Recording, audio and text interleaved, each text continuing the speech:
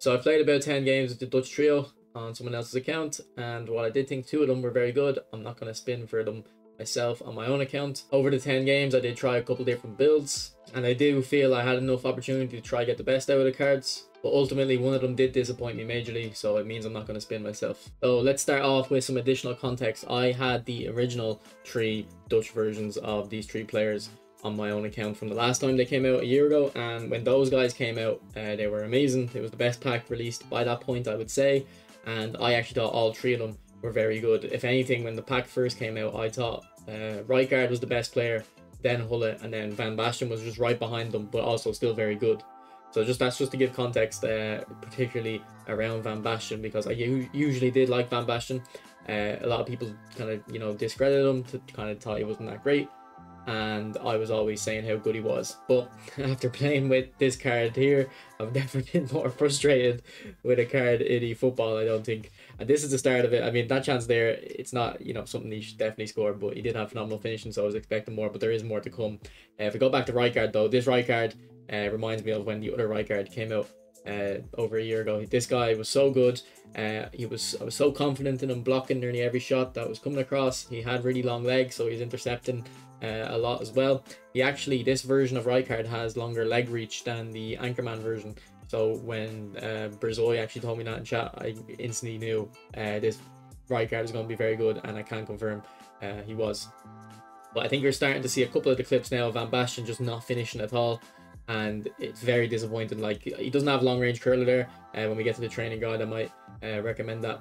But like, it's not that when I'm using him, it's not that he's missing each individual chance that frustrates me. Like, if he misses any of these chances, it doesn't really matter. But it's when he misses them all and it keeps coming down and adding on to each other. That's when it's like, I don't actually see what this card is supposed to be really good at. On the other hand, Gullit was very good. He was a major upgrade. Actually, this is a good goal from Van Basten. That's what I wanted more consistently. Like, I don't really see that finish ever, really. Like that, I don't know if that's phenomenal finishing or just when you have really high finishing on a card, but like, that was really good. Here's a clip of Rijkaard losing the ball. It's actually really not a criticism of him. When I did it in stream, I did say that was actually my fault, not Rijkaard, but I thought I'd just throw it in. Anyway. But yeah, back to Van Basten. Like, he was just missing every chance. I was so like confused about phenomenal finishing. I never noticed it. Even when Rijkaard or Gullit gives him a visionary pass boost, I mean, he put that one away, but he was putting a lot of them wide. I'm sure we'll get to the clips eventually. But Gullit was very good. Definitely better than the Dutch version of Gullit I have. But I have used the AC Milan version of Gullit, and I thought that version of the AC Milan Gullit, I wouldn't say it's better, but I can't say this one's better either.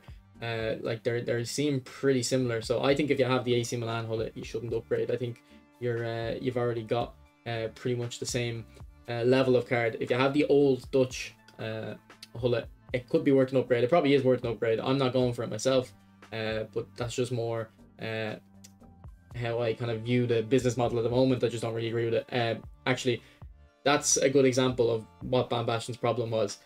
In the build-up there, he actually passed very well, and his true passing was really good, and I only knew he had true passing after about 3 games of playing with him. I was like, this guy's passing is amazing, and I knew it would be better than the stats would suggest, just because he has very high weak foot. I find very high weak foot works really well for true passes, because I think it's like, I think the difference between very high weak foot and high weak foot on shooting is big, but I think it's a bigger difference for true passing, and I don't know if it's just the way the angles work. The kind of animations you get given when you have the very high weak foot, but for true passing it works very well. And I'm actually it is a good sign that on Van Basten he starts off with true passing, but it's shocking that Van Basten's true passing was his best attribute. That's an example there when I just kind of got confirmed to me that this Gullit's better than the old Dutch version. My Gullit just doesn't stay ahead of the defender there. He definitely gets caught. Now, you can probably hold him off with his physical, but he definitely gets caught. Now, Van Basten, like, I know the clips here, he's scoring tap-ins, but I think it's kind of actually backloaded with the misses. Gullit, another comment, this one doesn't have aerial superiority. I didn't notice the lack of aerial superiority. What a pass from Van Basten there, by the way, actually. Again, I'm telling you, it's true passing. But then the phenomenal finishing there, that's supposed to kind of activate, isn't it? When his back's turned to goal, doesn't really kick in. Yeah, Gullit without aerial superiority, I think it was fine. I don't think you actually need the skill on him. And he didn't have track back, which I definitely noticed The difference between my Hullet that has trackback and more aggression, my one has 79 aggression. I think these builds had about 74 aggression. There is definitely a difference in how he behaves on the pitch, but I do think you can get away with a trackback on Hullet, but it is something that we'll probably recommend when we get to the training guide section of the video. That pass there, I wouldn't criticize Hullet for that. I was just trying to force the pass to see the visionary pass boost when I got the shot, but it obviously didn't go through. Now this clip here perfectly sums up my problem with Van Basten. Ball falls to him on the edge of the box, he got first time shot, and he doesn't score it. And not only does he not score it, it just goes directly down the middle of the goal, not even in the corner. It would have been better if it went wide. Now, in my stream, I was kind of criticizing Van Basten this whole stream.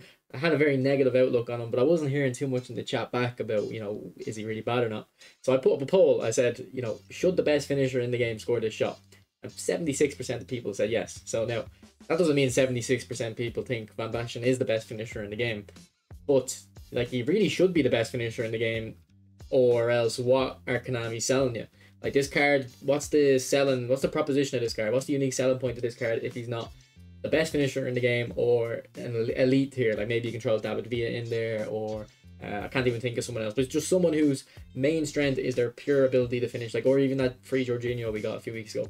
Because stats wise, Romario has the same finishing stats on most builds. You can give him the 95 finishing, probably has more kicking power too, but Romario can also dribble. Like, this Van Basten does have good dribbling stats. He has 88 ball control and 88 tight possession on the build I was using, and he can't dribble that well, and it's solely because his balance is low. And throughout using this Van Basten, I think I actually realized that even balance is actually very important for shooting, and it kind of makes sense. I just never put two and two together. Acrobatic finishing improves your shooting, so when your player's off balance, you know, you shoot better. But I was under the assumption that acrobatic balance, or finishing rather, just made off balance shots good. I feel like if you have acrobatic finishing and low balance, it's obviously going to improve it, but I don't think it's going to make it consistent. Now, here's my opponent though. My opponent scores a crazy goal with Van Basten. Beautiful use of finesse dribbling. Finesse dribbling I don't think is going to be affected by balance either, and that's kind of helped me realize why the dribbling wasn't good for me. And then I think it was a rising shot as well, back of the net. Like, that was a perfect goal, and that's a perfect like instance of what I would expect from the type of player Van Basten is. And you know what, if I wanted to buy a player who's not like the greatest with the ball at his feet, except for when he's kicking it to shoot. But here's phenomenal finishing again, very high weak foot.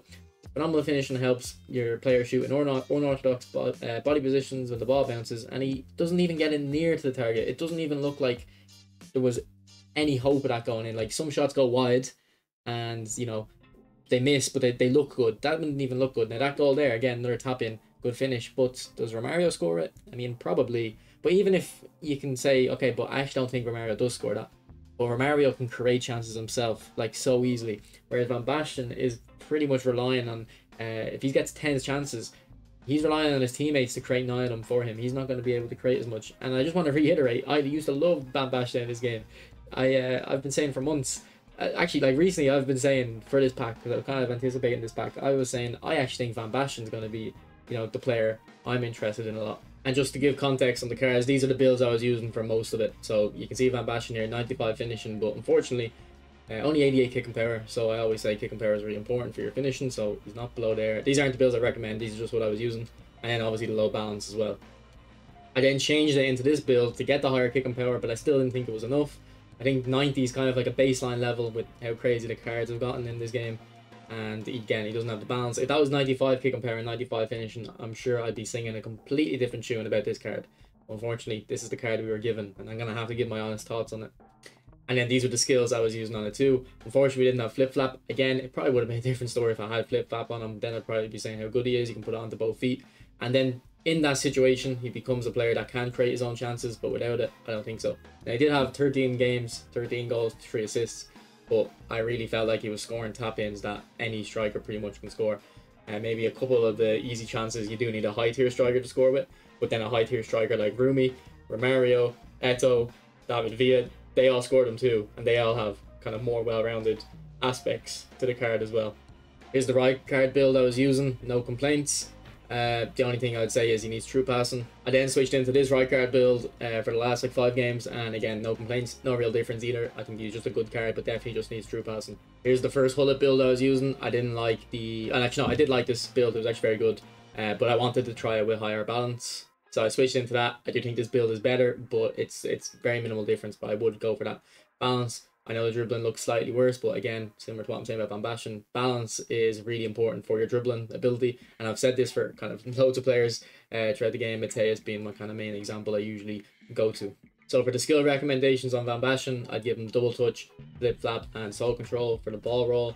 I'd also give him cut behind and turn. I think it's very effective for strikers with our two-footed, because you can just go either way quickly, shoot. And then for the last skill, I'd probably go for fighting spirit or super sub. Fighting spirit if you start him, super sub off the bench, or you could consider heel trick instead. Actually, another point about Van Basten I need to stress actually. On my free-to-play account, I have Fernando Torres. Now, both with Torres and Van Basten, my games are played in Division 4. I was just getting promoted into Division 3. Now, look at Torres. 9 games, 29 goals and 4 assists. Same level of opponent. Completely different story. And it was actually 8 games as well, because he was on the bench for one of them. My opponent quit the match, and it counts as a game played. But obviously, you can't get a goal if he's on the bench. It was actually 8 games, 29 goals, 4 assists. And obviously I had a few rage quits in those games while he was playing still. Like, I have Romario on this account. I got him in 100 coins. And Torres was keeping him out. Like, if you look at Romario's record, it's still very good. 207 goals in 148 games. It's just, this Van Basten, I just don't see the point in what Konami are trying to sell with him. They just didn't give him enough balance, which isn't even the biggest issue. It's the kicking power. The kicking power is what's stopping him from being actually a better finisher than Romario. Romario has 95 finishing and the same kicking power. So it's the same finishing stats, exact same. But he got better dribbling, got better balance, so you got better, he's just better overall. So I feel like I'm just hating on Van Basten, but it is what it is. I do have a video on Torres if you want to know what build I was using and if I think he's worth going for. I actually don't even know if he's still available. If he is, you definitely should get him and use the build I was using. But the reason I kind of thought of Torres is just because he has heel trick. So obviously, I think heel trick's very good on your centre forward. So I'd recommend if you don't want to go for the fighting spirit or super sub, go for the heel trick on Van Basten. Next player, we'll go to Hullet. I think Hullet is very good, and he also needs double touch, soul control, and flip flap as well. He also needs first time shot just to make him that bit more meta. And then he's missing 2 skills that the old Hullet had, which is track back and aerial superiority, that I mentioned in the clips. I don't think you need the aerial. I think he's going to be fine without it. And I don't think you absolutely need the track back.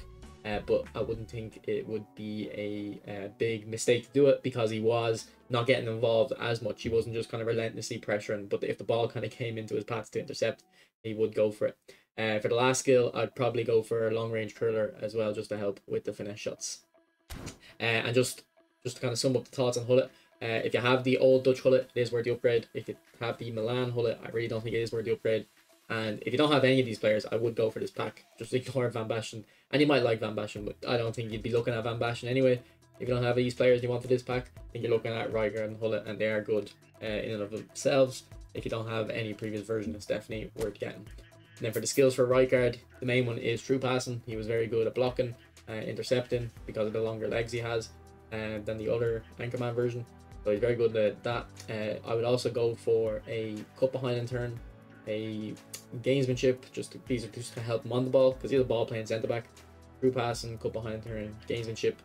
Probably low lofted pass as well, just to play that long pass. And then for the last skill, if you want to play him DMF or centre mid, go for track back. It'll help him. But more importantly, he does need aerial, because the centre back without aerial superiority, it's very dangerous. So I definitely give it to him. But to be fair, in the clips, I didn't actually notice that lack of aerial superiority. So let me know your guys' thoughts on this pack, if you've gone for it yourself or you're still kind of sitting on the sidelines, because I know other streamers have been having a lot of success with Van Basten, but I don't know why I'm so laser focused on this guy. I think I just wanted him to be good. He's the type of player I do like, but it's more of a comment on the level of the cards that Konami have released now. Like, every card is just 106 rated or whatever. It just kind of leaves some players like him behind, because they refuse to give him the dribbling stats that Romario has, but they're happy to give Romario the finishing stats that he has. And I'm not saying he actually needs the 90 whatever balance Romario has, but 80 balance, it could have been good, and it would have made him a very top tier striker.